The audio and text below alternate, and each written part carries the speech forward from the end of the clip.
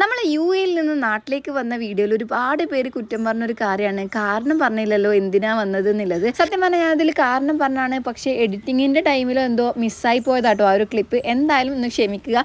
അപ്പോൾ എന്താ ഇന്ന് ഞാനത് റിവീൽ ചെയ്യാൻ വേണ്ടിയിട്ട് പോവുകയാണ്. അപ്പോൾ ആ ഒരു ചടങ്ങും കാര്യങ്ങൾക്കൊക്കെ ആവശ്യമായിട്ടുള്ള സാധനങ്ങളൊക്കെ ഒരുക്കിക്കൊണ്ടിരിക്കുന്നുണ്ട്. നമ്മൾ ഒരുങ്ങാനുള്ള കാര്യങ്ങളും സാരിയൊക്കെ റെഡിയാക്കി വെച്ചിട്ടുണ്ട് കേട്ടോ. തലേന്ന് തന്നെ അങ്ങനെയുള്ള കാര്യങ്ങളൊക്കെ ചെയ്തതുകൊണ്ട് തന്നെ പിറ്റേ ദിവസം നമുക്ക് ഭയങ്കര ഫ്രീ ആയിട്ട് പെട്ടെന്ന് തന്നെ എല്ലാം റെഡിയാക്കി എടുക്കാൻ വേണ്ടി പറ്റിയിട്ടുണ്ടായിരുന്നു. അങ്ങനെ റിലേറ്റീവ്സും അതുപോലെ തന്നെ അടുത്തുള്ള ആൾക്കാരൊക്കെ വന്നിട്ടുണ്ടായിരുന്നു. അപ്പോൾ കുറച്ച് പേർക്കെങ്കിലും കാര്യം പിടികിട്ടിയിട്ടുണ്ടാവുമെന്ന് വിചാരിക്കുന്നു. ഒരുപാട് നാളായി കുഞ്ഞാവൊക്കെ ആവുന്നതിന് മുന്നേ നമ്മളൊരു പ്രാർത്ഥന ഉണ്ടായിരുന്നു മുത്തപ്പൻ കഴിക്കാന്നുള്ളത്.